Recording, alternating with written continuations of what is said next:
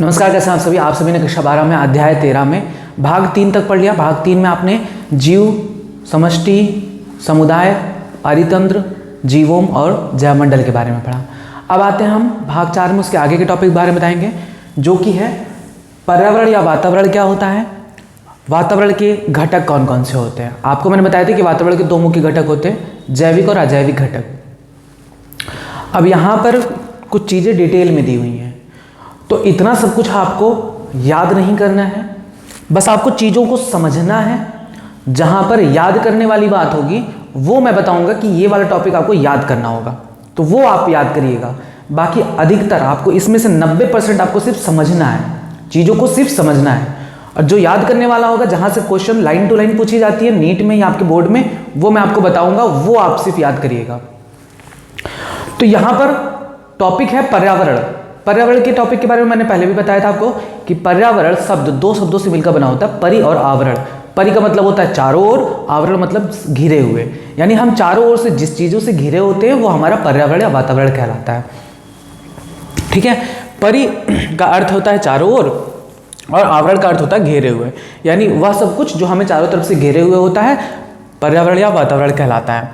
किसी जीव या उसके समुदाय के चारों ओर स्थित वह कारक या वह घटक जो उसके जीवन पर प्रत्यक्ष या अप्रत्यक्ष रूप से प्रभाव डालता है। जैसे अजैविक घटक के अंतर्गत मैंने आपको क्या बताया था, तापमान, प्रकाश, मृदा, जल, वायु। और जैविक घटक के अंतर्गत क्या बताया था, जीवित जीव, जीवाणु, कवक, पौधे, जंतु। तो ये सभी हमारे आसपास पाए जाते हैं। अभी देखिए प्रकाश मिल रही है तभी मैं आपको दिख रहा हूँ, तो ये हमें आपको प्रत्यक्ष अप्रत्यक्ष रूप से प्रभावित कर रहा है कि नहीं कर रहा है। अगर प्रकाश ना हो तो मैं भी आपको नहीं दिखूंगा या मैं खुद नहीं देख पाऊंगा कोई चीज। वातावरण है, वातावरण में तापमान है, तापमान कम है इसलिए मैंने जैकेट पहना है, तो वो मुझे प्रभावित कर रहा है कि नहीं कर रहा है। मृदा है, मृदा पौधों के लिए महत्वपूर्ण है, जिससे वे अपना भोजन प्राप्त करते रहते हैं, बनाते हैं अपना भोजन प्रकाश संश्लेषण की मदद से, मृदा में उपस्थित पोषक पदार्थों की सहायता से। मृदा में उपस्थित वायु का वे उपयोग करते हैं, जल का उपयोग करते हैं। वायु है, वायु में बहुत सारे गैस हैं जिनका प्रयोग हम करते हैं डायरेक्टली श्वसन के रूप में। तो ये जो भी चारों तरफ हमारी जो भी चीजें हैं वे हम पर और हम उन पर भी प्रत्यक्ष या अप्रत्यक्ष रूप से प्रभाव डालते रहते हैं, यानी हम एक दूसरे से क्या है संबंधित होते हैं। और यही पूरा का पूरा तंत्र जो आसपास हमारे चारों तरफ फैला हुआ है, यही पर्यावरण कहलाता है।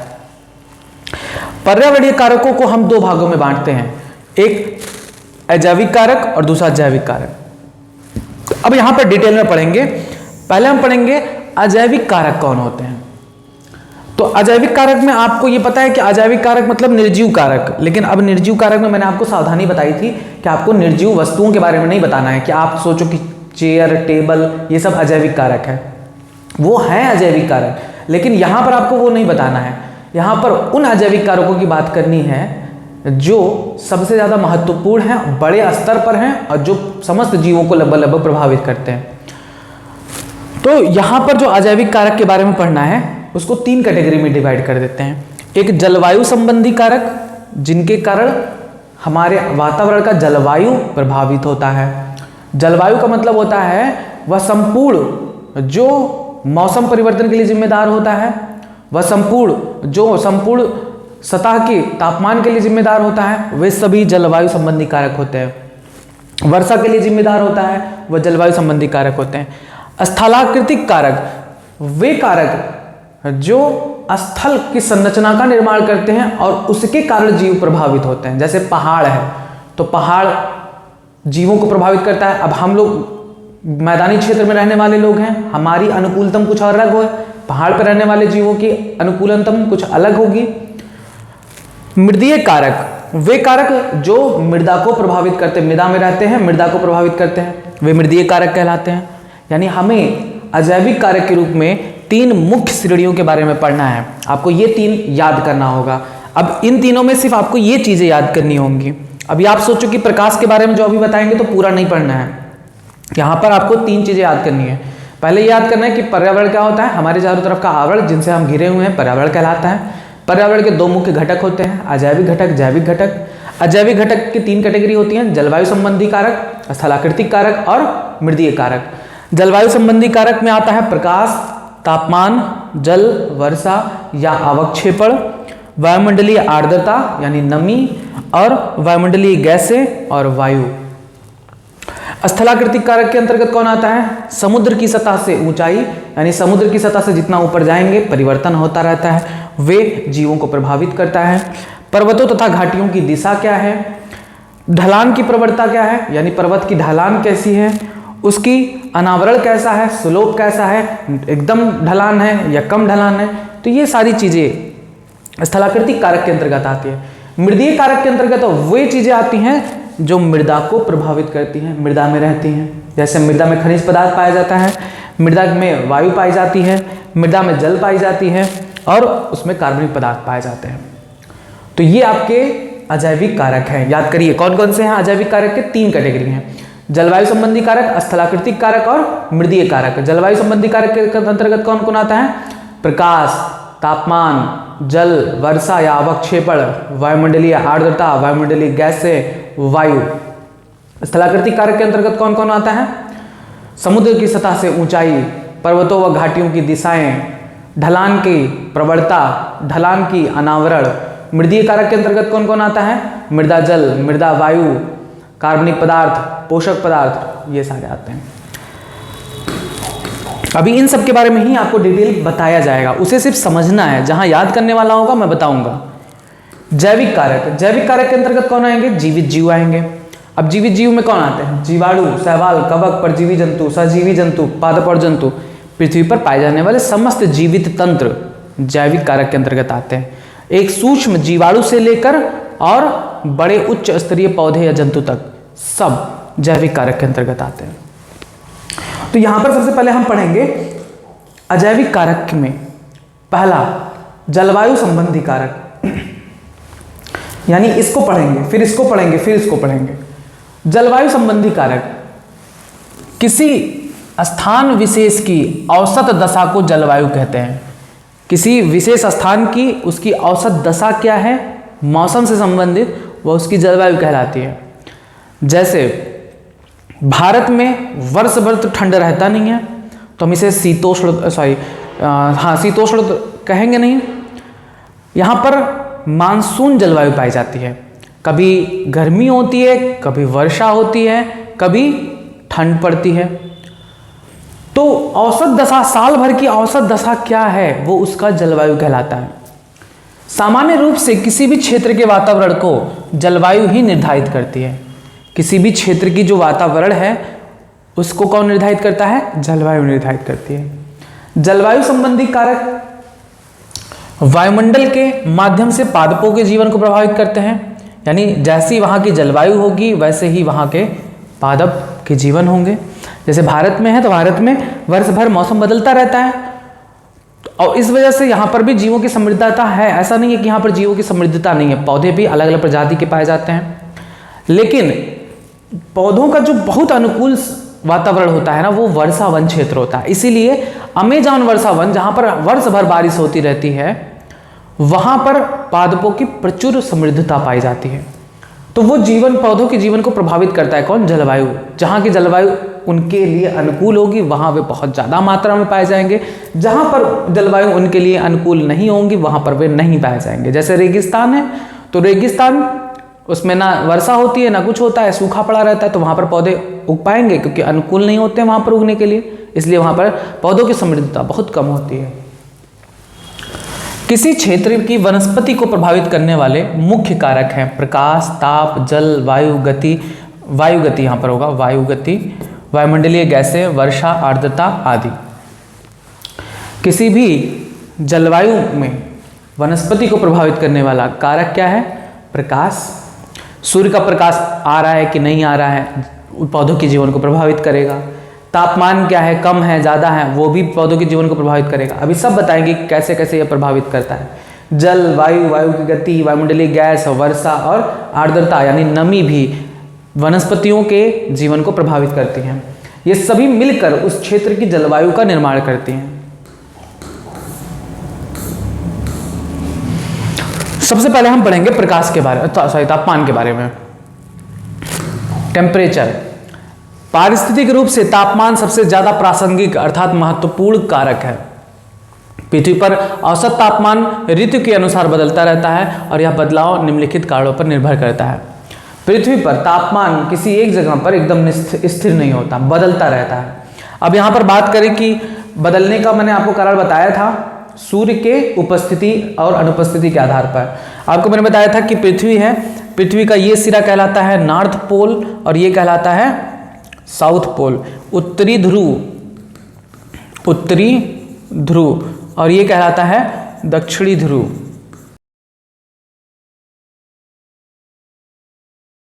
इन ध्रुवों पर, उत्तरी ध्रुव हो चाहे दक्षिणी ध्रुव हो, इन पर सूर्य का प्रकाश वर्ष भर नहीं पड़ पाता और इस वजह से सूर्य के प्रकाश ना पड़ने की वजह से ये सारे रीजन बर्फ से ढके होते हैं, पूरे की पूरी तरीके से बर्फ से ढके होते हैं। और जो पृथ्वी को दो बराबर भागों में बांटने वाली काल्पनिक रेखा है जिसे हम भूमध्य रेखा कहते हैं, यानी पृथ्वी के एकदम बीचों बीच जो होती है उस पर वर्ष भर सूर्य की किरणें पड़ती हैं और इस वजह से यहाँ का जो टेम्परेचर होता है वो मेंटेन रहता है। अगर हम भूमध्य रेखा से उत्तरी ध्रुव की तरफ आगे बढ़ें तो भी क्या होगा, ताप कम होता जाएगा, होगा कि नहीं भाई? क्योंकि यहाँ पर वर्ष भर सूर्य की किरणें पड़ रही हैं तो यहाँ पर तापमान अधिक होगा और यहाँ पर सूर्य की किरणें पड़ती ही नहीं हैं, तो जैसे जैसे भूमध्य रेखा से हम ध्रुव की तरफ जाते हैं तापमान कम होता जाता है, वो चाहे उत्तरी ध्रुव हो चाहे दक्षिणी ध्रुव हो। हम भूमध्य रेखा से ध्रुवों की तरफ जब हम जाते हैं तो तापमान कम होता है। ठीक, तो देखिए तापमान के बदलाव का कारण क्या है? एक तो ऋतु बदलाव, सीजनल वेरिएशन, जो कि सूर्य के भूमध्य रेखा से 23.5 डिग्री उत्तर की तरफ जाना और 23.5 डिग्री दक्षिण की तरफ जाने की वजह से ऋतु बदलाव आता है। हम लोग के यहाँ भी, भारत में भी गर्मी, बरसात, ठंड, ये सभी इसी वजह से होता है कि सूर्य नहीं मूव करता, पृथ्वी हमारी मूव करती है, चारों तरफ राउंड करती है सूर्य के। उस वजह से सूर्य का जो प्रकाश है 23.5 डिग्री सेल्सियस पर ज़्यादा पड़ेगा, फिर उसके बाद भूमध्य पर फिर 23.5 डिग्री दक्षिणी पर पड़ेगा। इस वजह से ऋतु में बदलाव आता है, मौसम परिवर्तित होता है। भूमध्य रेखा से ध्रुवों की ओर जाने पर, भूमध्य रेखा से ध्रुवों की तरफ जाने पर तापमान घटता है, अर्थात भूमध्य रेखा पर तापमान सबसे अधिक और ध्रुवों पर सबसे कम होता है। भूमध्य रेखा पर तापमान सबसे अधिक होगा और ध्रुवों पर सबसे कम होता है। अब दूसरा एग्जाम्पल है मैदानी क्षेत्र से पहाड़ी क्षेत्र की तरफ जाने पर। हम लोग यहाँ पर रहते हैं, मान लो मैं अयोध्या, बस्ती, इन सब जिलों के पास आ जाता हूँ। अब यहाँ पर तो उतनी ठंड नहीं पड़ेगी, लेकिन अगर मैं यहाँ से शिमला चला जाऊँ, पहाड़ी क्षेत्र है, तो वहाँ पर ठंड मिलेगा। तो मैदानी क्षेत्र से पहाड़ी क्षेत्र की ओर जाने पर भी तापमान घटता है।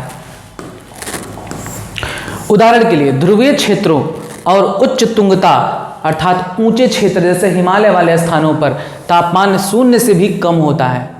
और मरुस्थलों में जैसे रेगिस्तान, वहाँ पर गर्मियों में टेम्परेचर बहुत हाई होता है। कुछ ऐसे बेजोड़ आवास भी हैं जैसे कि गर्म झरने, हाइड्रोथर्मल वेंट्स, जहाँ पर भी जीव पाए जाते हैं। गहरे सागर के उष्ण जलीय निकास, जहाँ औसतन तापमान 100 डिग्री सेल्सियस होता है। ठीक, कुछ ऐसे भी क्षेत्र हैं पृथ्वी पर जहाँ पर तापमान 100 डिग्री सेल्सियस से भी ज़्यादा होता है। वो कौन से क्षेत्र हैं? हाइड्रोथर्मल वेंट्स यानी गर्म झरने और गहरे सागर की उष्ण जलीय निकास। हाइड्रोथर्मल वेंट्स और थर्मल स्प्रिंग्स, गर्म झरने को कहते हैं थर्मल स्प्रिंग्स और गहरे सागर के उष्ण जलीय निकास को हाइड्रोथर्मल वेंट्स कहते हैं। अब ये क्या होता है, अभी हम आपको आगे बताएंगे, फिगर के माध्यम से बताएंगे कि हाइड्रोथर्मल वेंट क्या होता है। सागर के गहराई में आप जितना जाओगे, जितना नीचे गहराई में जाओगे, उसके तली पर जाओगे, तो आपको कुछ ऐसे स्थान मिलेंगे जहाँ से लावा, पृथ्वी के बीचों बीच क्या है, लावा है, धधकती रहती है। तो उसकी वजह से उन जगहों पर छिद्र हो जाता है और वहाँ से बहुत ही गर्म पानी निकलता है, उसके साथ साथ बहुत सारे गैस भी निकलते हैं और सल्फर वगैरह गैस निकलते हैं। उन्हीं को हम हाइड्रोथर्मल वेंट्स कहते हैं। उस स्थान का पानी बहुत गर्म होता है। जीवधारियों के लिए तापमान का अत्यधिक महत्व है, क्योंकि तापमान ही क्या करते हैं, उपापचय का निर्धारण करते हैं, उनको सर्वाधिक प्रभावित करते हैं। उपापचय क्या है? शरीर में होने वाली क्रियाएं हैं और शरीर में क्रियाओं के होने के लिए एंजाइम की जरूरत पड़ती है। एंजाइम तापमान के एक विशिष्ट परास में ही काम करते हैं। अत्यधिक ताप मिलने पर एंजाइम नष्ट हो जाते हैं, कम ताप मिलने पर भी एंजाइम निष्क्रिय या नष्ट हो जाते हैं। अत्यधिक ताप पर एंजाइम का विकृतीकरण यानी नष्ट हो जाता है, जबकि कम तापमान या निष्क्रिय हो जाता है या उसकी प्रक्रिया रुक जाती है। दूसरे शब्दों में तापमान एंजाइम की काइनेटिक्स को प्रभावित कर उसके आधारी उपापचय को प्रभावित करता है। ताप सहन करने की क्षमता के आधार पर जंतु दो प्रकार के होते हैं। जंतुओं को दो श्रेणी में रखा गया है इस आधार पर कि वो कितना ताप सह सकते हैं। वे जीव जो काफी हद तक ताप को सह सकते हैं, गर्म ताप को भी सह सकते हैं, काफी हद तक ठंडे ताप को भी सह सकते हैं, उन्हें हम कहते हैं यूरीथर्मल। यूरीथर्मल यानी ऐसे जीव जो अधिक ताप को भी सह सकते हैं और कम ताप को भी सह सकते हैं, जैसे स्तनधारी मनुष्य वगैरह सभी, तो उन्हें हम पृथुताजापी या यूरीथर्मल कहते हैं। मत याद करिएगा, हिंदी जिंदगी में आएगा नहीं, यही याद करिएगा यूरीथर्मल। यूरीथर्मल यानी तापमान के विस्तृत परास को सहने की क्षमता वाले जीवों को कहते हैं, जैसे स्तनधारी पक्षी, मनुष्य भी उसी में आते हैं। अब कुछ ऐसे भी जीव हैं जो ज्यादा तापमान नहीं सह पाते हैं, ना तो ज्यादा अधिक तापमान सह पाएंगे ना तो ज्यादा कम तापमान सह पाएंगे। ऐसे जीवों को कहते हैं स्टेनोथर्मल। स्टेनोथर्मल यानी ऐसे जीव जो एक संकरे परास को ही सह सकते हैं, मतलब ना तो बहुत ज्यादा तापमान सह पाएंगे ना तो बहुत कम तापमान सह पाएंगे, उनको एक अनुकूल तापमान चाहिए। ऐसे जीवों को स्टेनोथर्मल कहते हैं, जैसे मछलियां, उभयचर, सरीसृप और अधिकतर आप पृष्ठधारी जंतु। आप एग्जाम्पल देख लो, इधर कितनी ठंड पड़ी है ना। कहीं गली चौराहे पे मेंढक देखा आपने? क्यों? क्योंकि वो अधिक तापमान को सह नहीं सकते हैं। जब बहुत भीषण गर्मी होती है तो क्या आपने उभयचरों को देखा है, मेंढक को देखा है? नहीं, क्योंकि वो अधिक तापमान को भी नहीं सह सकते ना तो अधिक कम तापमान को सह सकते हैं। वो एक संकरित तापमान वाले मौसम को ही झेल पाते हैं, जैसे वर्षा ऋतु। वर्षा ऋतु में पानी बरसने से मौसम अनुकूल हो जाता है, वातावरण में टेम्परेचर सामान्य हो जाता है। उस सामान्य टेम्परेचर पे ही ये निकलते हैं। और आप देखिए गली मोहल्ले में जितने तालाब गड्ढे होंगे सब में टर टर की आवाज़ आने लगती है ना, क्योंकि वे एक अनुकूल तापमान में ही जीवित रह सकते हैं। अधिक तापमान में वे जीवित नहीं रह पाते हैं। और आप सोचोगे कि ये जाते कहाँ हैं? जो ठंडी में दिखते नहीं हैं, गर्मी में दिखते नहीं हैं, वे जीव फिर वर्षा ऋतु में कैसे बाहर आ जाते हैं? तो उसका भी आपको प्रोसेस बताया जाएगा। उसे कहते हैं एस्टिवेशन एंड हाइबरनेशन। एक प्रोसेस होता है इन उभयचरों में, जैसे मेंढकों में, वे गर्म के समय में मिट्टी के अंदर खूब अंदर खोद के अंदर जाके छिप जाते हैं और शांत हो जाते हैं। 6 महीना तक उसी में पड़े रहेंगे बिना कुछ खाए पिए, इनएक्टिव हो जाते हैं पूरा शरीर। और जब उनका अनुकूल तापमान आता है फिर वे अपने जगह से बाहर निकलते हैं, तो उसे हम कहते हैं एस्टिवेशन। अगर यही काम वे ठंडी के समय में करते हैं तब उसे हम कहते हैं हाइबरनेशन। जीवों की ताप सहने की क्षमता ही उनको भौगोलिक वितरण निर्धारित करती है। मच्छर, अब मच्छर को भी देखिए, एक अनुकूल तापमान चाहिए। वर्षा होती है, देखो कितना मच्छर लगने लगता है। मौसम बढ़िया तो मच्छर परेशान करने लगता है, लेकिन अभी देखो ठंडी में कहीं मच्छर दिखा? क्योंकि वे भी एक अनुकूल तापमान में ही जीवित रह पाते हैं। अब उष्णकटिबंधीय जो देश हैं जहाँ पर वर्ष भर बारिश होती रहती है, वहाँ पर मच्छर और कीट खूब पाए जाते हैं। ठंडे यूरोपियन और अन्य क्षेत्रों में नहीं पाए जाते हैं। इस प्रकार आम एक प्रजाति है, पौधा है। आम भी एक उपोष्णकटिबंधीय क्षेत्र में पाए जाने वाला पौधा है, यानी जैसे भारत में जहाँ पर उपोष्णकटिबंधीय क्षेत्र है, जहाँ पर गर्मी भी होती है, वर्षा भी होती है और ठंड भी होती है। अब ये कहो कि आम ठंडे देशों में पाया जाए, तो आम ठंडे देशों में नहीं पाया जाता। और आपको पता है कि आम गर्मी के समय में मिलता है। कनाडा, नॉर्वे, जर्मनी, इन सब ठंडे प्रदेशों में नहीं पाया जा सकता। एक और एग्जाम्पल है स्नो लेपर्ड का, बर्फीले तेंदुआ का। तो बर्फीला तेंदुआ इसी ने नाम रखा गया क्योंकि वो बर्फ वाले क्षेत्रों में पाया जाता है, जहाँ पर ठंड खूब पड़ता है। हमारे भारत में साउथ भाग है, दक्षिण भारत कितना गर्म पड़ता है, तो क्या वहाँ पर पाया जाएगा? कर्नाटक और तमिलनाडु वगैरह क्षेत्रों में पाया जाएगा? नहीं पाया जाएगा, क्योंकि वहाँ पर गर्म है। तो ठंडे देश की प्रजाति के जीव ठंडे प्रदेश में ही पाए जाएंगे, गर्म प्रदेश में नहीं पाए जाते। ठीक, स्नो लेपर्ड है, बर्फ में रहने वाला है, वो दक्षिण भारत के राज्यों जैसे केरल, तमिलनाडु, कर्नाटक, इन सब में नहीं पाया जाएगा। उसी तरीके से एक और एग्जांपल टूना मछली की दी गई है, जो केवल उष्णकटिबंधीय अक्षांशों में ही पाई जाती है। तो ये था तापमान के बारे में कि तापमान कैसे जीवों को प्रभावित करता है, उनके भौगोलिक वितरण को प्रभावित करता है। ठंड प्रदेश के जो जीव हैं ठंडे जगहों पर ही रहते हैं, गर्म प्रदेश के जो जीव हैं गर्म प्रदेश में ही जी पाते हैं। कुछ जीव जो अधिक तापमान या बहुत कम तापमान को सह सकते हैं, उन्हें हम यूरोथर्मल कहते हैं। क्या कहते हैं? यूरोथर्मल या यूरीथर्मल, यूरीथर्मल कहते हैं। और जो जीव बहुत कम तापमान या थोड़ा अधिक तापमान में ही रह सकते हैं, उन्हें हम कहते हैं स्टेनोथर्मल। अब यहां पर एक ट्रिक मैं आपको बता दूं। ट्रिक ये है कि जब कहीं यूरी आ जाए, यूरी शब्द, तो यूरी का मतलब होता है अधिक परास। अधिक परास का मतलब होता है वाइड रेंज, वाइड रेंज। समझिएगा बात को,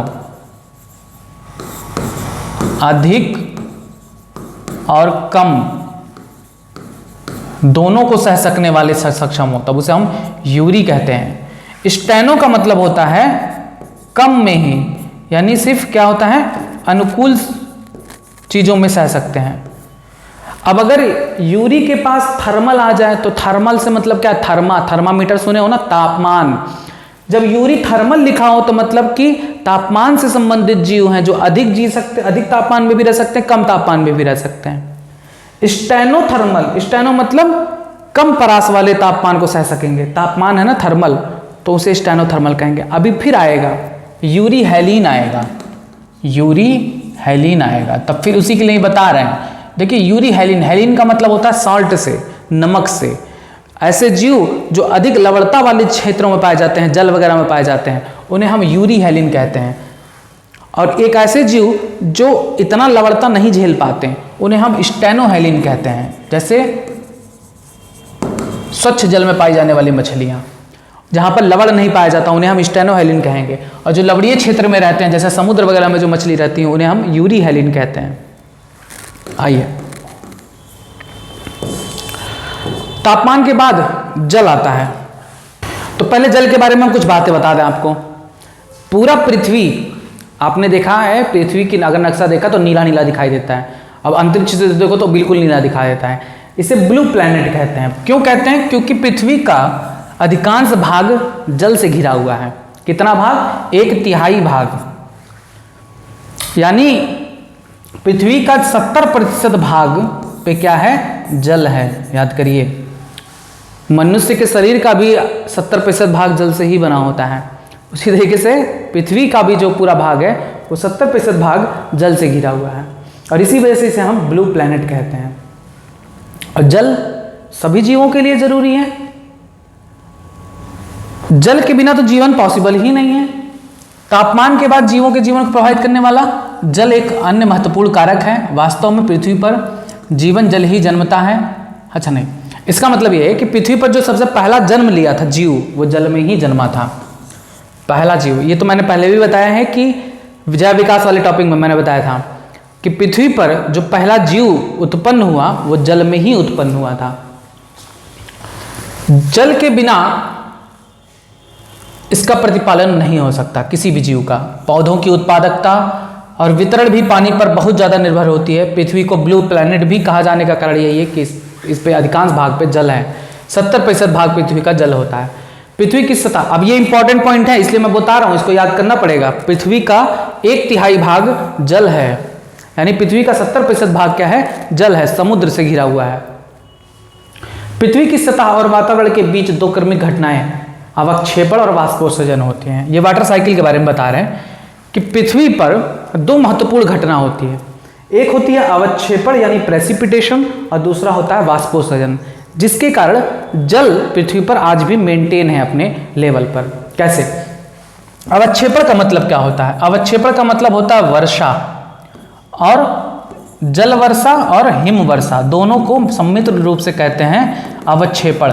तो आप लोग सबसे पहले इसी टॉपिक में परेशान हो जाते हो कि आप अवक्षेपण क्या है, प्रेसिपिटेशन क्या है।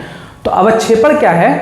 देखिए, जब जल का वर्षा होता है तो उसे हम जल वर्षा कहते हैं, हिमवर्षा भी तो जल ही तो है, बर्फ की जो गिरती है, स्नोफॉल जो गिरता है वो भी तो पानी ही तो है। अभी ठंड है इस वजह से वो बर्फ के रूप में गिरता है।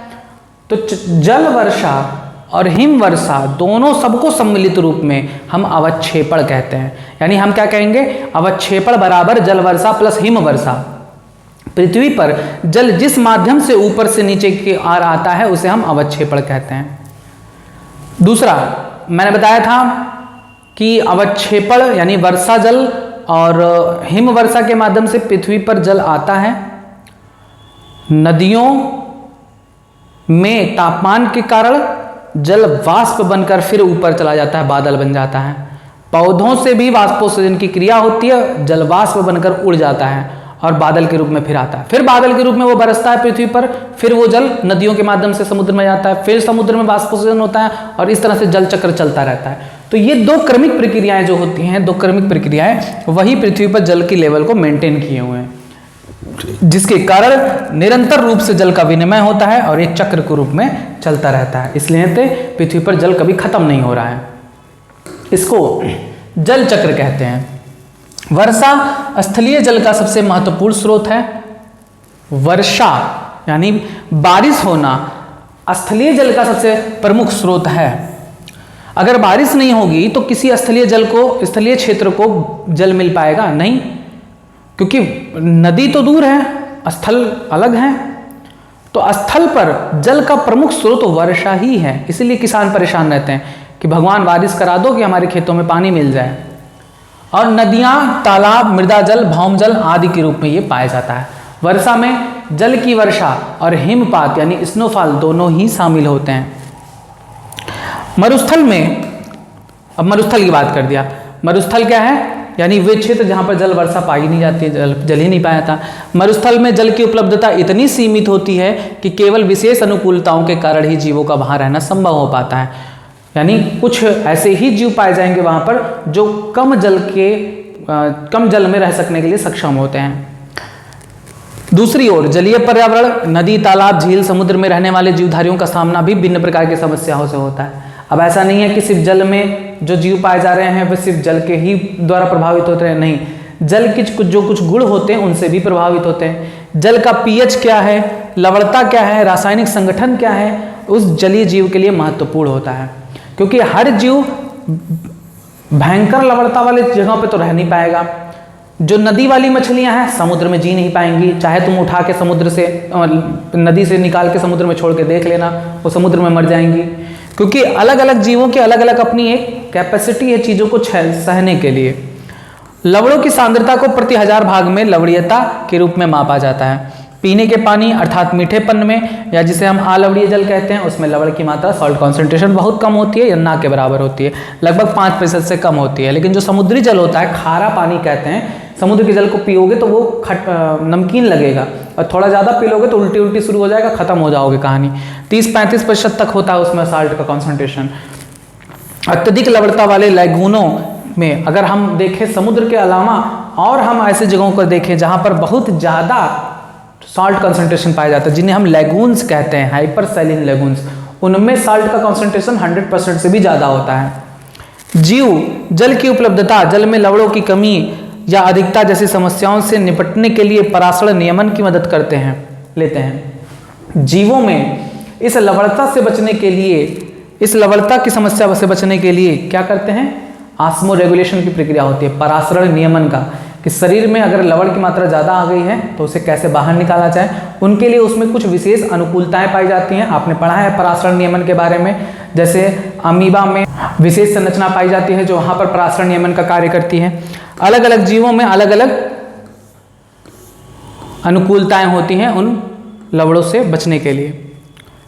अब देखिए, वही मैंने बताया ना कि लवणता के आधार पर कि कितने लवण की मात्रा को सह सकती हैं जीव, उसके आधार पर इन्हें 2 भागों में बांटा गया है।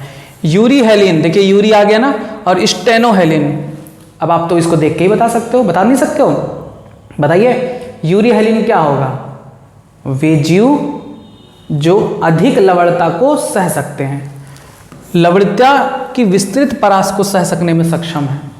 जैसे समुद्र के जो जीव होते हैं, समुद्र के जीव अधिक लवणता को सह सकते हैं। स्टेनोहेलिन वे जीव जो कम लवणता को ही सह पाते हैं, अधिक लवणता में जीवित नहीं रह पाते हैं। स्टेनोहाइलिन वह जीव है जो लवणता के केवल संकरे परास यानी छोटे रेंज में ही जीवित रह सकते हैं। जैसे स्वच्छ जलीय जीव यानी नदी के जीव, नदी का जल मीठा होता है पानी, और उसमें जो जीव होता है वो उतने ही लवणता को झेल सकता है। अगर उस स्वच्छ जल के पानी के मछली को, नदी के मछली को निकालकर हम समुद्र में छोड़ दें तो वो जीवित नहीं रह पाएगा। लवणीय जल के जीव का स्वच्छ जल से सामना होता है, तब उन्हें पराशर संबंधी समस्याओं से जूझना पड़ता है। तात्पर्य यह है कि स्वच्छ जलीय जीव लवणीय जल में व समुद्री जीव स्वच्छ जल में अधिक देर तक जीवित नहीं रह सकते। दोनों हैं। देखिए, समुद्री जो जीव हैं वे नदी के जीव में नहीं रह पाएंगे, स्वच्छ जल में नहीं रह पाएंगे, स्वच्छ जल में नहीं रह पाएंगे, क्योंकि इनमें लवण से झेलने के लिए अनुकूलतम पाई जाती है। स्वच्छ जल के जो जीव हैं वो समुद्र के जल में नहीं रह पाएंगे, क्योंकि वो जो बने हैं वो स्वच्छ जल में जीने के लिए बने हैं।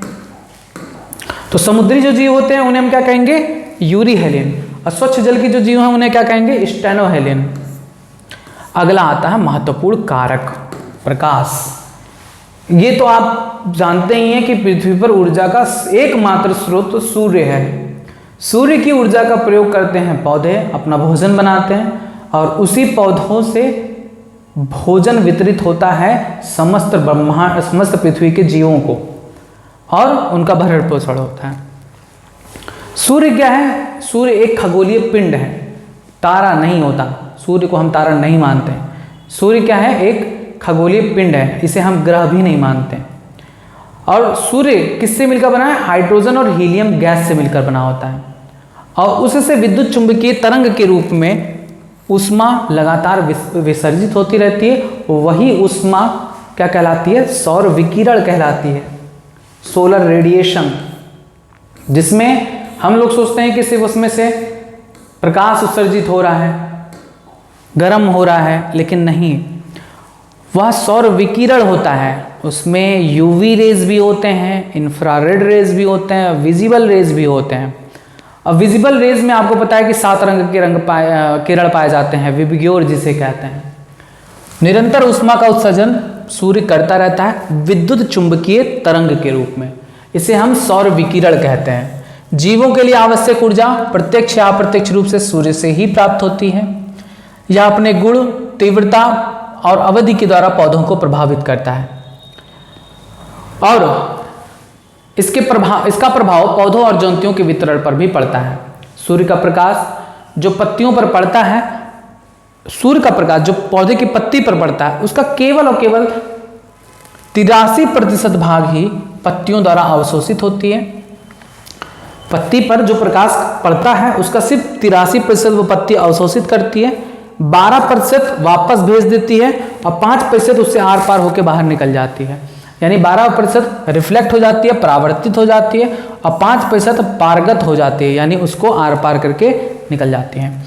इस अवशोषित प्रकाश की तरंग दैर्ध्य यानी 83% जो उसने अवशोषित किया है उसकी तरंग दैर्ध्य कितनी होती है? 400 से 760 नैनोमीटर। यदि आपने कक्षा 11 में प्रकाश संश्लेषण की क्रियाविधि पढ़ा है तो पूरी तरीके से मैंने डिटेल वहां बताया है कि विजिबल स्पेक्ट्रम क्या होता है, प्रकाश स्पेक्ट्रम क्या होता है, दृश्य प्रकाश का स्पेक्ट्रम क्या होता है, मैंने सब कुछ बताया है। 390 नैनोमीटर से शुरू होकर 760 नैनोमीटर तक का विजिबल रेंज होता है, जिसमें अलग अलग के प्रकाश की किरणों का तरंग दैर्ध्य मैंने बताया था। उसमें मैंने बताया था कि नीला और लाल ये सबसे ज़्यादा तरंग दैर्ध्य वाली किरणें होती हैं जो पौधों के लिए महत्वपूर्ण होती हैं उनके प्रकाश संश्लेषण के लिए, और जो सबसे कम रेंज का था वो हरे रंग का था, जिसे पौधे अवशोषित नहीं करते हैं, रिफ्लेक्ट कर देते हैं। इसे दृश्य प्रकाश यानी विजिबल लाइट कहते हैं। सूर्य का दृश्य प्रकाश 7 रंगों यानी विबग्योर से बना है। इनकी अलग अलग वेवलेंथ हैं जिनके बारे में मैंने आपको प्रकाश संश्लेषण में बताया है। अगर यहीं के बारे में अगर आप डिटेल जानना चाहते हैं तो पहले वो टॉपिक पढ़ लीजिएगा। सूर्य का दृश्य प्रकाश 7 रंगों विबग्योर का बना होता है। इस प्रकार की सहायता से स्थलीय व जलीय पौधे प्रकाश संश्लेषण की क्रिया द्वारा अपना भोजन का निर्माण करते हैं, यानी सूर्य के प्रकाश की उपस्थिति में पौधे अपना भोजन का निर्माण करते हैं। वनों में अनेक जातियों के छोटे पौधे बहुत हल्के प्रकाश वाली परिस्थितियों में इष्टतम प्रकाश संश्लेषण के लिए अनुकूलित होते हैं। यानी जंगल में आप देखेंगे तो छोटे छोटे पौधे भी होते हैं जहाँ पर सूर्य का प्रकाश पहुँचता ही नहीं है।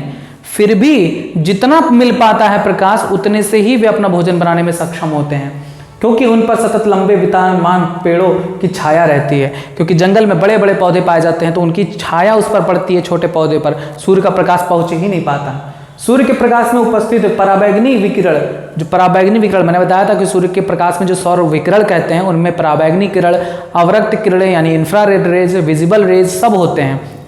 जो यूवी रेज होते हैं उनका प्रकाश होता है 300 से 390 नैनोमीटर, जो पौधों पर हानिकारक प्रभाव डालते हैं। और यूवी रेज मनुष्य पर भी और अन्य जंतुओं पर भी हानिकारक प्रभाव डालता है। यूवी रेज को कौन रोक लेता है बताइए, अब कमेंट बॉक्स में उत्तर दीजिएगा कि सूर्य के प्रकाश में उपस्थित हानिकारक यूवी रेज को कौन रोकता है पृथ्वी पर आने से, बताइएगा। स्पेक्ट्रम के अदृश्य क्षेत्र में इंफ्रारेड रेडिएशन 760 नैनोमीटर से 2600 नैनोमीटर इंफ्रारेड रेडिएशन होता है, जो हमें दिखाई नहीं देता। वो मुख्य रूप से प्रकाश के तापन प्रभाव को बढ़ाता है, यानी जो सूर्य का प्रकाश होता है उसका ताप को बढ़ाता है। पृथ्वी पर प्रकाश की उपलब्धता तापमान से निकट से संबंधित है, क्योंकि जितना प्रकाश होगा उतना ही तापमान बढ़ेगा। आपने ये तो महसूस किया है कि जितनी देर तक सूर्य का प्रकाश पृथ्वी पर पड़ेगा गर्मी उतनी ज्यादा होती है, क्योंकि दोनों का स्रोत क्या है, सूर्य है। प्रकाश का भी स्रोत सूर्य है और तापमान का भी स्रोत क्या है, सूर्य ही है। महासागर की भिन्न भिन्न गहराइयों में मिलने वाले समुद्री पौधों के लिए दृश्य स्पेक्ट्रम के सभी रंग घटक उपलब्ध नहीं है। अब देखिए इसका क्या मतलब है, समुद्र की गहराई तक सूर्य का प्रकाश नहीं पहुंच पाता। अगर आप देखेंगे, मान लो कि समुद्र इतना गहरा है तो सूर्य का प्रकाश ज्यादा से ज्यादा कहां तक पहुंचेगा, ज्यादा से ज्यादा यहां तक पहुंचेगा। यहां तो खूब विजिबिलिटी होगी, खूब दिखाई देगा, यहां थोड़ा कम दिखाई देगा, फिर यहां कुछ कम, फिर यहां कम, और यहां तो एकदम क्या होगा, डार्क हो जाएगा, क्योंकि सूर्य का प्रकाश समुद्र की एकदम गहराई तक नहीं पहुंच पाता।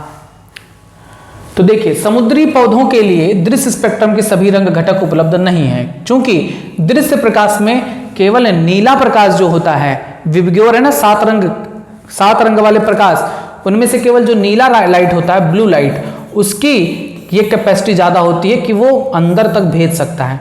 और मैं ये बताता हूँ आपको कि जो समुद्र की गहराई है, सबसे नीचे स्तर तक जो सूर्य का प्रकाश की जो रंग पहुँचती है वो ब्लू लाइट ही पहुँच पाती है, क्योंकि ब्लू लाइट जो होती है उसको भेदने की क्षमता ज़्यादा होती है। अब ब्लू लाइट जहाँ तक पहुँच पाएगी यहीं तक पहुँच पाएगी, उसके नीचे भी डार्क हो जाता है। समुद्र के एकदम पेंदी पर सूर्य का 1% प्रकाश नहीं पहुँचता, एकदम अंधेरा होता है।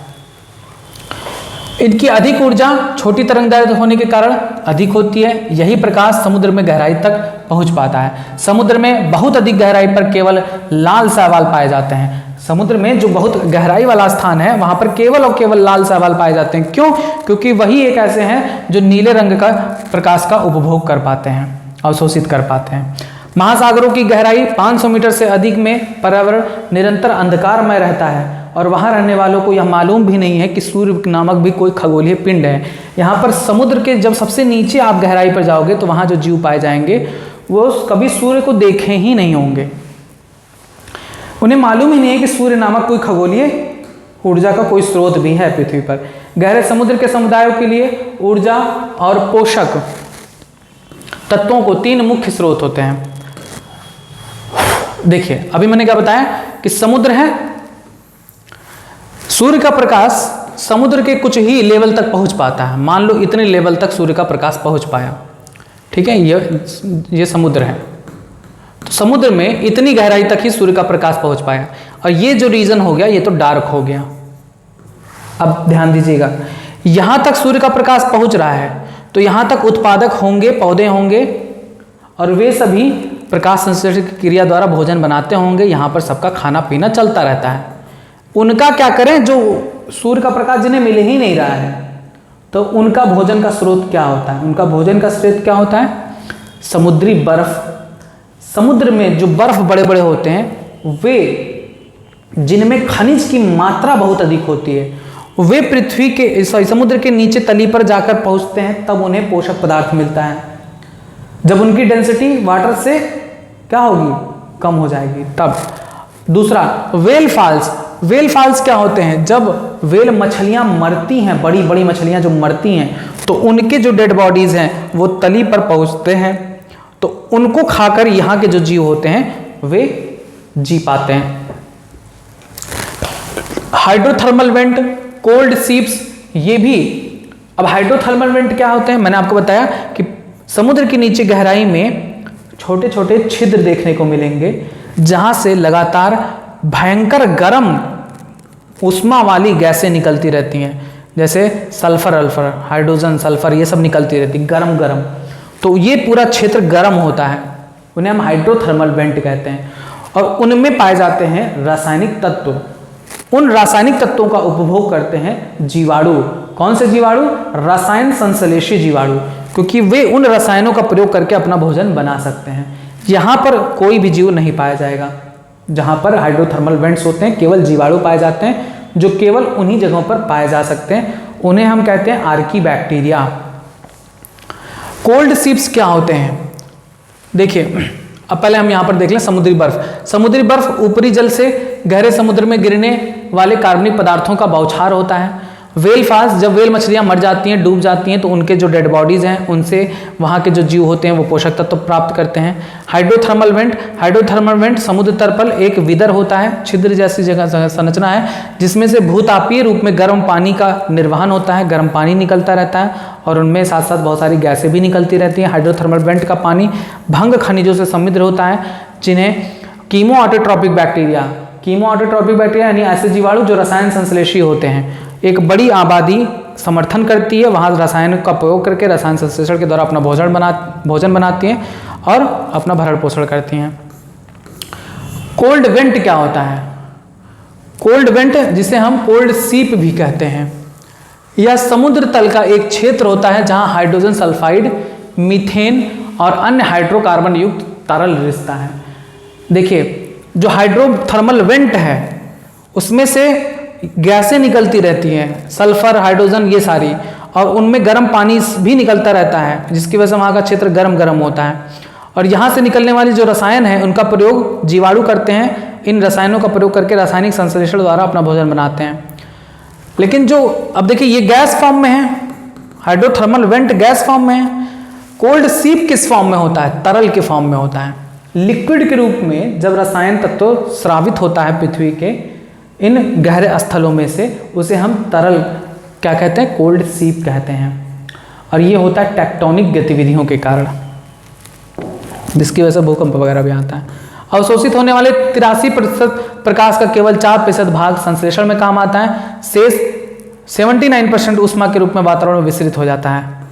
जो पृथ्वी पर जो प्रकाश पहुंचता है उसका जो पौधे की पत्तियां 83% अवशोषित करती हैं, उसका केवल 4% भी वे उपभोग कर पाती हैं। वितरण अलग अलग होता है। भूमध्य रेखा पर अधिक और ध्रुवों की ओर बढ़ने पर सूर्य के प्रकाश की मात्रा कम होती है, बता ही चुके हैं। अब देखते हैं कि पौधों पर प्रकाश का क्या प्रभाव है। पौधों पर प्रकाश का तो सीधा सीधा प्रभाव पड़ेगा। पौधों को प्रकाश मिलेगा तभी वे भोजन का निर्माण कर पाएंगी। पौधों पर प्रकाश होगा तभी उनमें पुष्पन की प्रक्रिया होगी। जंतुओं में भी ऐसे प्रभावित होता है। जंतु में प्रकाश की उपलब्धता के आधार पर भी जनन की प्रक्रिया होती है। कुछ जीवों में, कुछ जीव जो लंबे समय तक प्रकाश मिलता है उनमें ही वे जनन करते हैं। कुछ जीव ऐसे होते हैं जो कम प्रकाश वाले समय में ही जनन करते हैं। कुछ जीव ऐसे होते हैं जो प्रकाश में एक्टिव ही नहीं होते, निष्क्रिय होते हैं, जैसे उल्लू वगैरह दिन के समय निष्क्रिय होते हैं, पड़े रहते हैं एक जगह पर। वे रात होता है यानी जब प्रकाश नहीं होता तभी वे सक्रिय हो पाते हैं। तो प्रकाश सभी पर प्रभाव डालता है, पौधों पर भी प्रभाव डालता है, जंतु पर भी प्रभाव डालता है। आइए प्रकाश संश्लेषण देखते हैं। प्रकाश पौधों को कैसे प्रभावित करता है। प्रकाश संश्लेषण की प्रक्रिया प्रभावित होती है प्रकाश से ही, क्योंकि प्रकाश की उपस्थिति में ही पौधों के पर्णहरिम से प्रकाश संश्लेषण की प्रक्रिया होती है। आपने पढ़ा है, भोजन निर्माण होता है। दूसरा, पौधों में वाष्पोत्सर्जन जो होता है, पत्ती के माध्यम से, उनके जो रंध्र के माध्यम से जल का वाष्प बनकर उड़ना, ये भी प्रकाश पर डिपेंड करता है। अगर प्रकाश ज्यादा है तो वाष्पोत्सर्जन की क्रिया भी तेज होगी। रंध्रों के खुलने और बंद होने पर भी प्रकाश का प्रभाव पड़ता है, जिससे पौधों की वाष्पोत्सर्जन दर का निर्धारण होता है। अच्छा, गतियां देखिए। पौधों की गतियां भी प्रकाश के माध्यम से निर्धारित होती हैं। कैसे? देखिए, ये पृथ्वी की सतह है, ये कोई पौधा है। बताइए पौधे का जड़ किस तरफ होता है? मान लो ये सूर्य है, तो जो जड़ है क्या वो सूर्य के प्रकाश की तरफ होता है? नहीं, वो तो होता है धरती के नीचे। यानी ये सूर्य से भागते हैं, जड़ सूर्य से भागेंगे और पृथ्वी के धरातल में जाएंगे। जो सूर्य के प्रकाश के विपरीत वृद्धि करते हैं उन्हें हम क्या कहते हैं? निगेटिव फोटो एक्सिस, या हम कहते हैं निगेटिव फोटोट्रॉपिक। जड़ें क्या होती हैं? ऋणात्मक प्रकाशानुवर्ती होती हैं। जड़ ऋणात्मक प्रकाशानुवर्ती होती हैं। क्यों? क्योंकि जड़ प्रकाश की तरफ नहीं, प्रकाश के विपरीत अंधकार में वे वृद्धि करती हैं। तना देखिए, तना प्रकाश की दिशा में वृद्धि करता है, इसलिए इसे हम धनात्मक फोटोट्रॉपिक कहते हैं। ठीक है, धनात्मक प्रकाशानुवर्ती कहते हैं। यानी पौधे का वो भाग जो प्रकाश की, सूर्य के प्रकाश की दिशा में वृद्धि करता है, पौधे का वो भाग जो सूर्य के प्रकाश की दिशा में वृद्धि करता है, उसे हम धनात्मक प्रकाशानुवर्ती, पॉजिटिव फोटोट्रॉपिक कहते हैं। पौधे का वह भाग जो प्रकाश के विपरीत अंधकार में वृद्धि करता है, उसे हम ऋणात्मक प्रकाशानुवर्ती कहते हैं। क्लियर है बात? पादपों द्वारा प्रकाश की तीव्रता के अनुरूप गति प्रदर्शित करना धनात्मक प्रकाशानुकंचन कहलाता है। यानी पौधों का प्रकाश की दिशा के अनुरूप गति करना क्या कहलाता है? धनात्मक प्रकाशानुवर्तन, यानी पॉजिटिव फोटो एक्सिस कहलाता है। और प्रकाश की तीव्रता के विपरीत गति ऋणात्मक प्रकाशानुवर्तन कहलाती है। तो आपसे अगर कोई पूछे कि बताइए तना कैसा पौधा, तना कैसा अंग है, धनात्मक प्रकाशानुवर्ती है या ऋणात्मक प्रकाशानुवर्ती है? 2 लाइन है, आप याद कर लीजिए। तना जो प्रकाश की दिशा में वृद्धि करता है तो आप क्या कहेंगे? यह धनात्मक प्रकाशानुवर्ती है। जड़ जो प्रकाश की विपरीत वृद्धि करता है वह ऋणात्मक प्रकाशानुवर्ती यानी नेगेटिव फोटोट्रॉपिक होता है। गति की क्रियाएं जब पौधों के अंगों द्वारा बिना किसी दिशा के तय की जाती हैं तब उसे हम प्रकाशानुकुंचनी गतियां, फोटोनेस्टिक मूवमेंट कहते हैं। जैसे सूर्यमुखी का आपने फूल देखा है, सूर्यमुखी का जो पुष्प है वो पूरे दिन प्रकाश जिधर जाएगा उसको देखते हुए जाएगा। यानी अभी ऐसे था, इधर फूल है, मान लो सूर्य का प्रकाश इधर है और इधर पड़ रहा है, और सूर्य का प्रकाश या इधर गया तो वो उधर मूव करने लगेगा दिन भर में। तो इस प्रकार के गति को कहते हैं प्रकाशानुकुंचनी गतियां, फोटोनेस्टिक मूवमेंट। तो आपसे क्वेश्चन पूछा जा सकता है कि प्रकाशानुकुंचनी गतियां कौन प्रदर्शित करता है? सूर्यमुखी की पुष्प। ये था अभी प्रकाश संश्लेषण को कैसे प्रभावित करता है, पौधों में वाष्पोत्सर्जन को कैसे प्रभावित करता है, और उनकी गति को कैसे प्रभावित करता है। अब देखिए, बीजों के अंकुरण को भी प्रकाश प्रभावित करता है। कुछ बीज अंकुरण के लिए प्रकाश उनके लिए आवश्यक होता है। कुछ बीजों के अंकुरण के लिए, बीजों का अंकुरण क्या होता है, जर्मिनेशन ऑफ सीड क्या होता है? बीजों के अंकुरण से तात्पर्य यह है कि बीज परिपक्व होने के बाद उनसे जब पौधा निकलने का होता है वही कहलाता है बीज का अंकुरण। जैसे आपके घर में चना होगा जो आप सुबह फ्राई करके खा लेते हो, उस चने को आप पानी में भिगो दो, 4-5 घंटा 6 घंटा बाद, 4-5 घंटा बाद नहीं तो वो फूलेगा, 3-4 दिन तक ऐसे पानी में भिगो दो। पानी से निकालने के बाद उसे एक सूती कपड़े में, कॉटन के कपड़े में उसको बांध के लपेट कर रख दो। 4-5-6 दिन बीत जाने दो, देखना उसमें से नया पौधा निकलने की कोशिश होगा। हरी रंग की संरचना, पीले रंग की संरचना निकलने लगेंगी, तो वो कहलाता है बीजों का अंकुरण। तो बीजों के अंकुरण में भी प्रकाश आवश्यक होता है। कुछ पौधों में अंकुरण के लिए प्रकाश आवश्यक होता है, ऐसे बीजों को फोटोब्लास्टिक बीज कहते हैं। उदाहरण रूमेक्स, सांद प्रिमरोज, घास आदि। तो ये सब उतना नहीं पूछा जाता, सिर्फ समझना है, बहुत ज़्यादा इस पर याद नहीं करना है। कुछ पौधे ऐसे होते हैं जिनके अंकुरण के लिए प्रकाश की आवश्यकता ही नहीं होती है, जैसे इन्हें हम ऋणात्मक फोटोब्लास्टिक कहते हैं। जैसे इनका कोई एग्जाम्पल नहीं दिया गया है,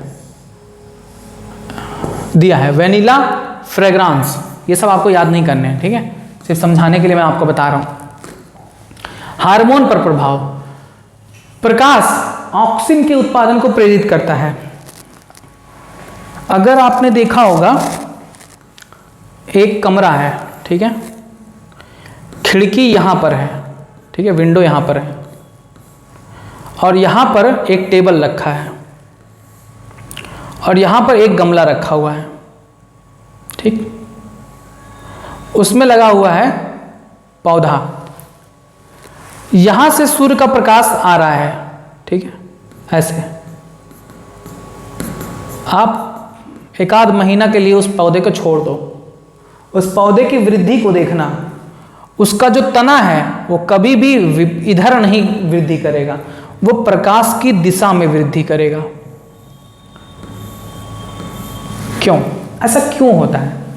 देखिए, जो पौधे का तना है ना, उस पर जब प्रकाश की किरणें पड़ती हैं तो उसके विपरीत, जब तने पर प्रकाश की किरणें पड़ती हैं, तने पर जब प्रकाश की किरणें पड़ती हैं तो तने में ऑक्सीजन का संश्लेषण बहुत तेज हो जाता है।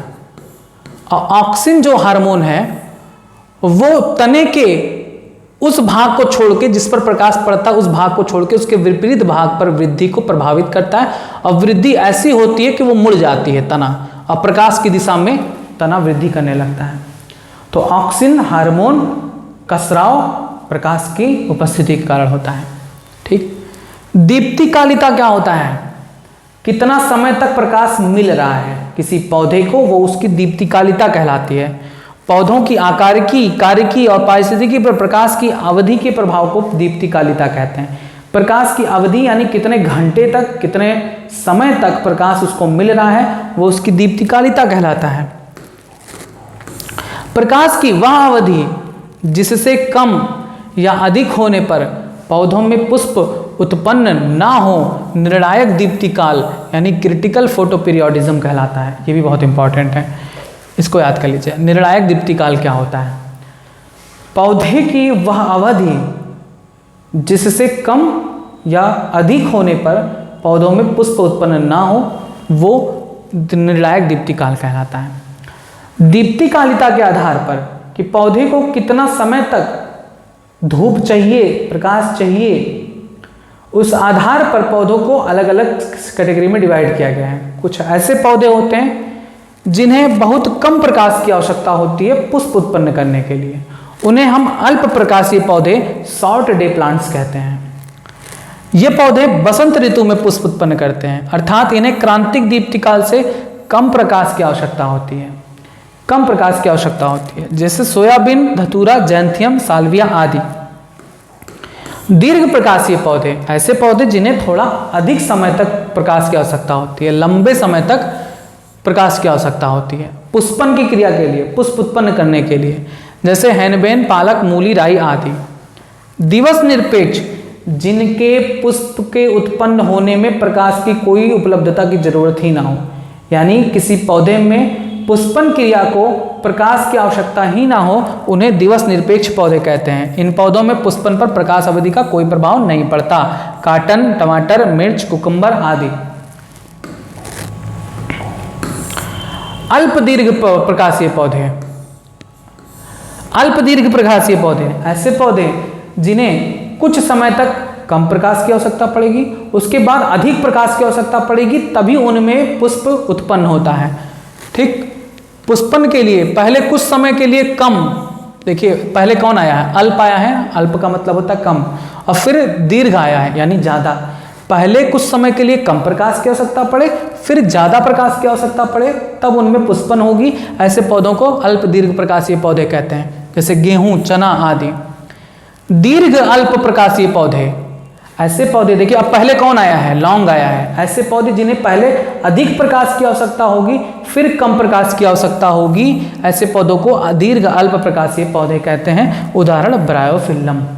क्लियर है? ये सब ट्रिक्स होते हैं जिनके माध्यम से शब्दों से ही आप पता कर लो कि क्या होता है, क्या कहना चाहता है।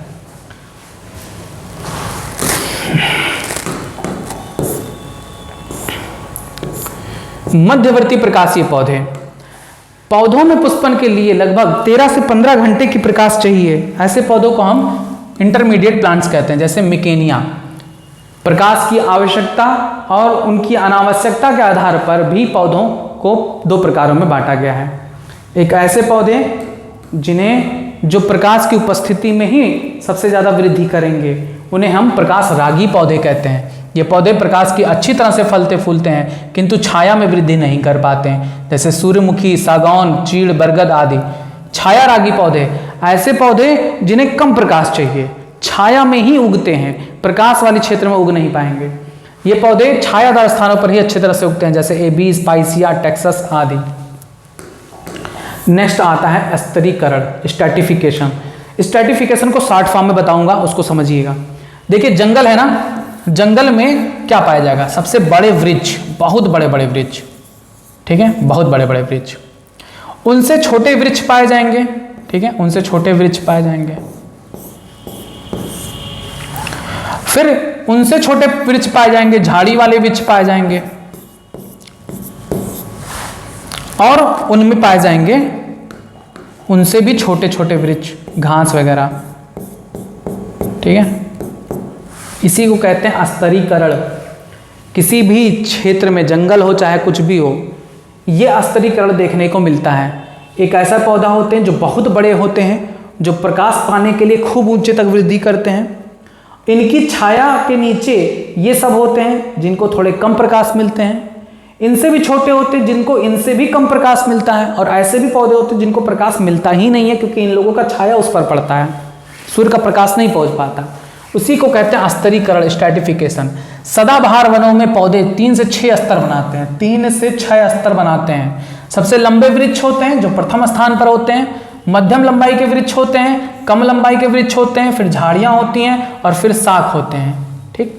ऐसे वनों में सबसे निम्न स्तर के जो पौधे होते हैं उन्हें प्रकाश बहुत कम मात्रा में या नहीं मिल पाता। समुदाय में पादपों के विभिन्न वृद्धि प्रारूप, जैसे वृक्ष, झाड़ी, छोटे झाड़ी, शाख, व्यवस्था के आधार पर समुदाय विभाजन स्तरीकरण कहलाता है। इसी को हम क्या कहते हैं? स्तरीकरण कहते हैं, स्ट्रैटिफिकेशन कहते हैं। अब दिखाया है कि झील का स्तरीकरण के बारे में, कि एक झील में स्तरीकरण कैसे होता है। एक झील में 4 स्तर होंगे, नहीं 3 क्षेत्र बताया ना, 4 क्षेत्र होता है, 4 क्षेत्र होता है, वहाँ पर 3 लिख गया है, 4 क्षेत्र होता है, इसको 4 कर लीजिएगा। 4 क्षेत्र होता है, किसी झील के स्तरीकरण में 4 क्षेत्र होता है। एक होता है वनांचल क्षेत्र, लिटोरल जोन, यहाँ से भी क्वेश्चन नीट में आया है, तो ये वाला मत छोड़िएगा, इसको याद करिएगा, समझिएगा और रट डालिएगा। पहला जो क्षेत्र आता है लिटोरल जोन। आप झील देखें हैं, झील के पानी के बाद आपको सतह नजर आएगी, धरती नजर आएगा। कोई भी झील है उसके चारों तरफ धरती नजर आएगी कि नहीं आएगी? कोई झील है, यहाँ पर हम खड़े हैं, तो ये स्थल है ना जहाँ पर हम खड़े हैं, तो यहाँ से ये वाला जो रेंज है, ये रेंज जहाँ पर झील का पानी खत्म होता है, वो रेंज कहलाता है वनांचल क्षेत्र, लिटोरल जोन।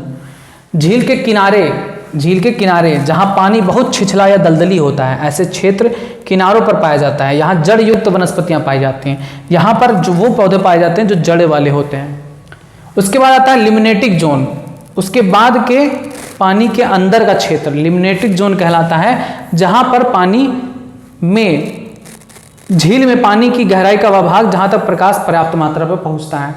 झील के अंदर पानी का वह क्षेत्र जहाँ तक प्रकाश की मात्रा पहुँचती है, ज़्यादा गहरा नहीं होता है, जहाँ पादप प्लवक यानी फाइटोप्लैंक्टन्स और वह जल में डूबे हुए पौधे पाए जाते हैं। देखिए फिगर में, देखिए ज़्यादा क्लियर होगा। देखिए ये झील है, तो झील है, यहाँ तक पानी है झील का। झील का ये जो पानी का स्तर है, जो किनारा है जहाँ पर जड़ युक्त पौधे पाए जाते हैं, वो क्या कहलाता है? Littoral zone. और देखिए सूर्य का प्रकाश जहाँ तक पहुँच पाता है वो क्या कहलाता है? लिमिनेटिक जोन। उसके बाद आता है तलांचल क्षेत्र यानी प्रोफंडल जोन। वह क्षेत्र जो अधिक गहरा है, जहाँ तक सूर्य का प्रकाश नहीं पहुँच पाता, इसके तल तक प्रकाश नहीं पहुँचता, यहाँ केवल विषमपोषी जंतु पाए जाते हैं जो दूसरे जीवों को खाते हैं, यहाँ तक प्रकाश सूर्य का नहीं पहुँच पाता। और उसके बाद आता है बेंथिक जोन, झील के एकदम तल पर, एकदम नीचे, यहाँ पर तैरोगे, यहाँ पर खड़े हो जाओगे, वो क्षेत्र बेंथिक जोन कहलाता है। यह जलाशय का अंधकार पेदी वाला क्षेत्र है, यहाँ तो बिल्कुल भी प्रकाश नहीं पहुँचेगा। यहाँ कुछ उपभोक्ता, अपघटनकर्ता, घोंघा, उभरी आंखों वाली मछलियाँ पाई जाती हैं। अपघटक वगैरह इन सब जगहों पर पाए जाते हैं, क्योंकि यहाँ पर जो जीव हैं वो मरेंगे तो नीचे जाएंगे, तो इनको अपघटन करने के लिए जो जीवाणु पाए जाते हैं, कवक पाए जाते हैं। अब देखिए वनों में स्थिरीकरण, ये तो हो गया झील का स्थिरीकरण। झील का स्थिरीकरण याद कर लीजिएगा, कुछ भी नहीं है, बहुत ईजी है। झील में 4 स्तर हो पाए जाते हैं। लिटोरल जोन, जो झील के किनारे की जगह है, दलदली क्षेत्र जहां पर जड़ वाले पौधे पाए जाते हैं। लिमिनेटिक जोन, इंग्लिश में ही याद करिएगा, जहां तक सूर्य झील के अंदर हम गए, पानी में गए, वह स्थान जहां तक प्रकाश पहुंच रहा है सूर्य का, वो लिमिनेटिक जोन कहलाता है। और उसके नीचे और गहराई में गए तो जहां प्रकाश नहीं पहुंच पा रहा है, वो क्षेत्र कहलाता है प्रोफंडल क्षेत्र। वहां पर विषमपोषी जीव यानी दूसरों को खाने वाले जीव पाए जाते हैं। और गहराई में गए यानी समुद्र झील के एकदम नीचे चले गए, तली पर चले गए, तो उसे कहते हैं बेंथिक जोन, जहां पर अपघटन करता जीवाणु कवक पाए जाते हैं।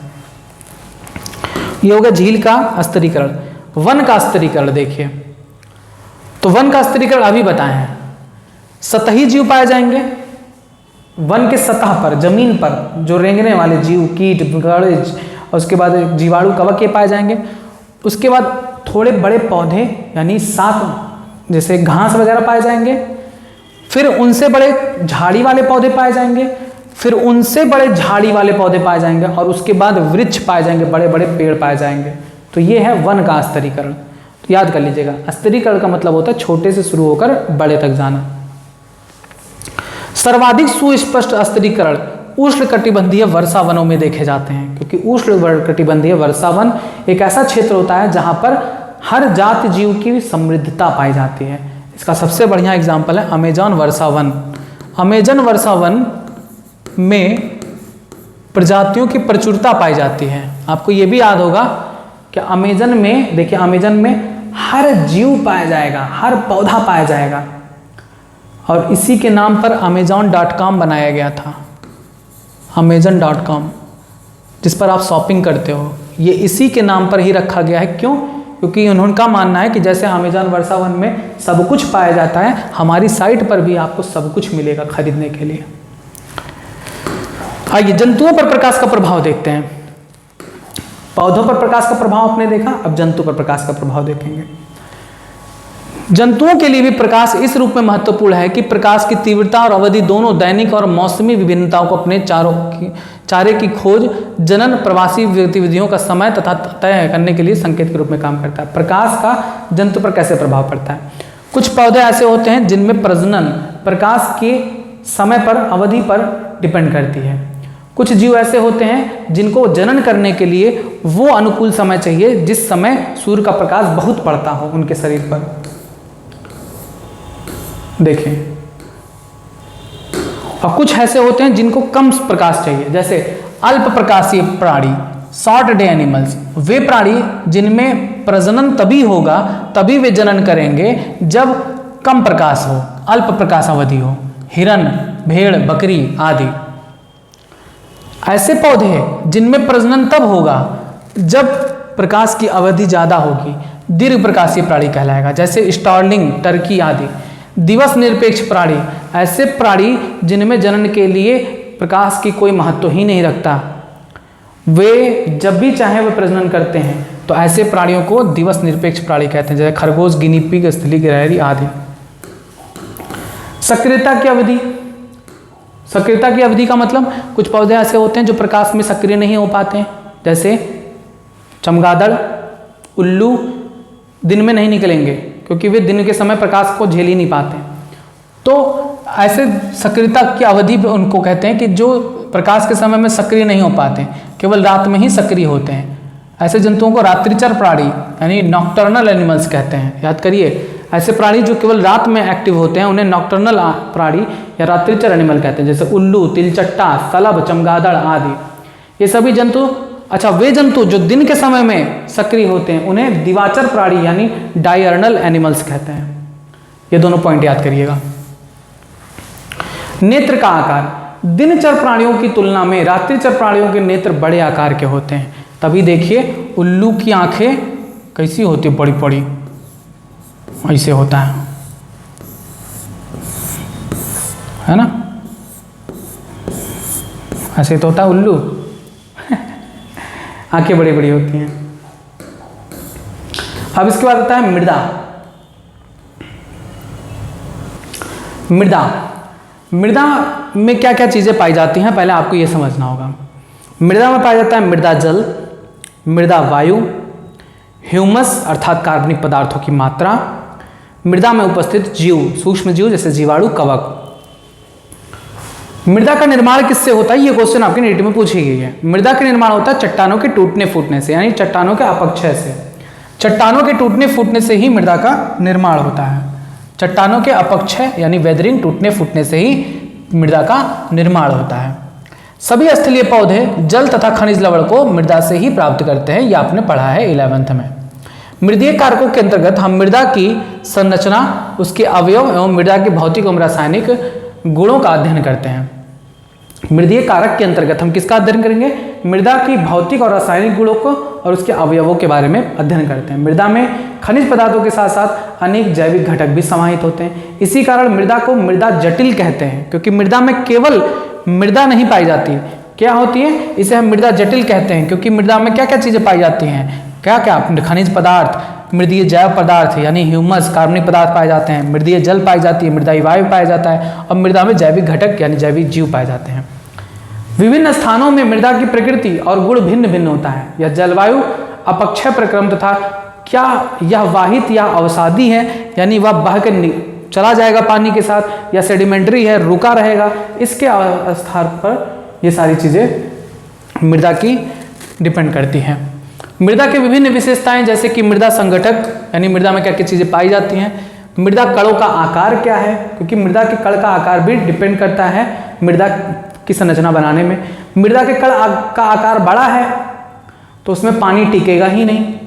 ऐसी बालू जो होती हैं, बालू की मृदा के कण बहुत बड़े होते हैं तो उसमें पानी नहीं टिकता, तो वे बेकार है पौधों के लिए।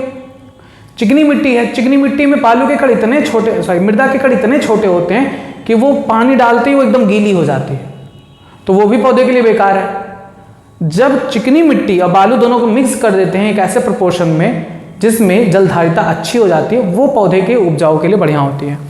मृदा के अंतःस्रावण तथा जलधारण क्षमता का निर्धारण करते हैं। चूंकि बालू, जिसे बलुई मिट्टी कहते हैं, इसका कण जो होता है बड़े आकार का होता है, जिसमें जल धारण बहुत कम होता है, जल डालोगे वो बहकर निकल जाएगा। दूसरी ओर चिकनी मिट्टी जिसमें कण बहुत छोटे छोटे हैं, इसमें पानी आसानी से रिश्ता नहीं है और वो बहुत गीली हो जाती है। इसी कारण चिकनी मिट्टी की जल धारण क्षमता अधिक होती है, लेकिन इसे भी पौधों के लिए उपयुक्त नहीं माना जाता। चिकनी मिट्टी और बालू को मिलाने से दोमट मिट्टी बनती है और उसी दोमट मिट्टी को हम प्रयोग पौधों के उपजाऊ के लिए करते हैं। दोमट में ह्यूमस भी प्रचुर मात्रा में होता है, अतः यह सर्वाधिक उपजाऊ होती है। ह्यूमस का मतलब कार्बनिक पदार्थ। मृदा में जल धारण क्षमता के साथ साथ उसकी पीएच, खनिजों की उपस्थिति तथा अनुपस्थिति किसी क्षेत्र की वनस्पति के निर्धारण हेतु महत्वपूर्ण होते हैं। पेड़ पौधों का प्रकार वहां पाए जाने वाले जंतुओं का निर्धारण करते हैं। जलीय पर्यावरण के जलाशय की तली के गुण स्थान, उस स्थान के जंतुओं के वितरण का निर्धारण करते हैं। तली पर पाए जाने वाले इन जीवों को बेंथिक जीन जोन कहते हैं। बेंथिक जोन में जो पाए जाते हैं बेंथिक एनिमल कहलाते हैं, बताएं अभी। सभी स्थलीय पौधे जल तथा खनिज लवणों को मृदा से ही प्राप्त करते हैं। मृदा का निर्माण चट्टानों के टूटने फूटने से होता है। मृदा के मुख्य अवयव खनिज लवण, कार्बनिक पदार्थ, मृदा जल, ह्यूमस, मृदा वायु, मृदा जीव होते हैं। मृदा में वायु की मात्रा वितरण मृदा के कणों की माप पर निर्भर करता है। मृदा की जो माप है, साइज है, उसके आधार पर वायु उसमें कितना रुकेगा यह निर्धारण होता है। जिस मृदा के कण बड़े होते हैं उनमें वायु अधिक मात्रा में पाई जाती है, परंतु मृदा के छोटे कण होने पर रंध्रावकाश कम होता है, इस वजह से उनमें वायु कम पाया जाता है। देखो बड़ा कण है तो बड़ा कण होने पर इनके बीच अवकाश जो होगा वो बड़ा होगा। देखिए ये अवकाश है, ये बड़ा अवकाश है। जब छोटे कण होंगे तो छोटे कण होने पर उनमें अवकाश भी कम होगा, जिसकी वजह से वायु उनमें इकट्ठा नहीं, इन्हीं में वायु पाए जाते हैं। मृदा में कार्बनिक पदार्थ हो ह्यूमस। मृदा में कार्बनिक पदार्थ क्या होता है? सड़े गले पत्तियों, सड़े गले जीवों, उन्हीं के जो कार्बनिक पदार्थ होते हैं उन्हीं को ह्यूमस कहते हैं। अगर कोई कार्बनिक मृत पदार्थ अभी जल्दी ही मरा कोई पड़ा पदार्थ है तो वो ताजे मृत कार्बनिक पदार्थ को लीटर कहते हैं। ये भी क्वेश्चन नीट में पूछा गया है, लीटर और ह्यूमस में अंतर बताइए। लीटर जो होता है, मान लो कि एक स्थान है वहाँ पर अभी पौधा कोई गिर गया, वो सड़ रहा है, तो अभी वो लीटर कहलाएगा। 1 साल बाद बीत जाने दो, उस स्थान पर जो मृत पौधा था उसका अपघटन हो जाता है, एकदम काला काला हो जाता है, कीचड़ जैसा दलदला हो जाता है, गंदगी से भरपूर हो जाता है, उसको कहते हैं ह्यूमस। यानी एक ऋतु का, एक साल या एक 6 महीना बाद, एक ऋतु के बाद जो वो पदार्थ होता है, अपघटित कार्बनिक पदार्थ होता है, उसे हम क्या कहते हैं? ह्यूमस कहते हैं। जो गहरे रंग का होता है, रवाहीन होता है, उसे हम क्या कहते हैं? ह्यूमस कहते हैं। ताजा मृत कार्बनिक पदार्थ है उसे लिटर कहेंगे, और एक ऋतु के बाद वह ह्यूमस कहलाता है। सूक्ष्म जीवों की सक्रियता के कारण इन कार्बनिक पदार्थों को खनिज पदार्थों में बदल दिया जाता है, इसको खनिजीकरण कहते हैं। अब जो सूक्ष्म पदार्थ हैं वो इनको पहले अपघटित करेंगे, ह्यूमस बनेगा, ह्यूमस का अपघटन होगा तो क्या बनेगा? कार्बनिक पदार्थ से अकार्बनिक खनिज तत्व, इसे हम खनिजीकरण कहते हैं। ह्यूमस से क्या लाभ है? मृदा को अधिक उपजाऊ बनाते हैं, क्योंकि कार्बनिक पदार्थ से अपघटित होने से अकार्बनिक पदार्थ बनेंगे, उससे मृदा को उन अकार्बनिक पदार्थ तत्व को प्राप्त होंगे। इससे मृदा की जलधारक क्षमता भी बढ़ती है। इसके कारण मृदा की वातन यानी उसमें वायु और सरंध्रता बढ़ जाती है। जल का मृदा में रिसना भी ह्यूमस की मात्रा पर निर्भर करता है। क्लियर बात है? ये क्वेश्चन बहुत इंपॉर्टेंट है, इसको आप याद कर लीजिएगा कि लीटर क्या होता है और ह्यूमस क्या होता है। डायरेक्ट यही लाइन दी गई थी कि पिछली ऋतु का आंशिक रूप से अपघटित अकार्बनिक पदार्थ क्या कहलाता है? ह्यूमस कहलाता है, जो गहरे रंग का होता है। यही क्वेश्चन पूछा गया था नीट में। तो आज का टॉपिक बस इतना ही रहने देते हैं। इसके बाद आपका आता है अजैविक कारकों से प्रतिक्रिया। ऐसे कौन से जीव हैं जो विभिन्न प्रकार के अजैविक कारकों से प्रतिक्रिया कर सकने में सक्षम होते हैं, जो अपने शरीर को वातावरण बदलते हुए वातावरण के अनुसार अपने आप को परिवर्तित कर लेते हैं, जी सकने में सक्षम होते हैं। इन सभी के बारे में आपको नेक्स्ट पार्ट में बताया जाएगा। तब तक कुछ क्वेश्चन है इस टॉपिक से रिलेटेड जिनके पूछे जाने की संभावना सर्वाधिक है, उन्हीं को मैं आपसे पूछूंगा, और अपनी कॉपी में जरूर नोट करिएगा और कमेंट बॉक्स में भी इसका आंसर जरूर दीजिएगा। इस टॉपिक से रिलेटेड मेरा सबसे पहला क्वेश्चन ये है, जलवायु संबंधी कारक कौन कौन से हैं? नेक्स्ट, यूरीथर्मल एनिमल्स कौन होते हैं? नेक्स्ट, स्टेनोहेलिन एनिमल कौन होते हैं? नेक्स्ट, गर्म झरनों में पाए जाने वाले जीवों को क्या कहा जाता है? नेक्स्ट, हाइड्रोथर्मल वेंट में पाए जाने वाले जीव अपने भोजन को कैसे प्राप्त करते हैं, किस विधि द्वारा प्राप्त करते हैं? नेक्स्ट, झील का अस्थिरीकरण को कितने क्षेत्रों में बांटा गया है? नेक्स्ट, झील में वह स्थान जहां तक प्रकाश, सूर्य का प्रकाश पहुंच पाता है, उस जोन को क्या कहते हैं? नेक्स्ट, झील के उस जोन का नाम बताइए जहां पर अपघटक पाए जाते हैं। नेक्स्ट, झील के उस जोन को बताइए जहां सूर्य का प्रकाश नहीं पहुंचता, वहां पर विषम भोजी जंतु पाए जाते हैं, वहां स्थान बताइए, उस जोन को क्या कहते हैं? नेक्स्ट, लीटर क्या होता है? आखिरी क्वेश्चन, ह्यूमस क्या होता है? बस इतने क्वेश्चन है जिनके आंसर आपको कमेंट बॉक्स में देना है और अपनी कॉपी में भी नोट करना है। आगे जो भी टॉपिक होगा उसको जल्दी आपको प्रोवाइड कराया जाएगा। तब तक आप जुड़े रहें यूट्यूब चैनल बायोलॉजी हिंदी के साथ। धन्यवाद।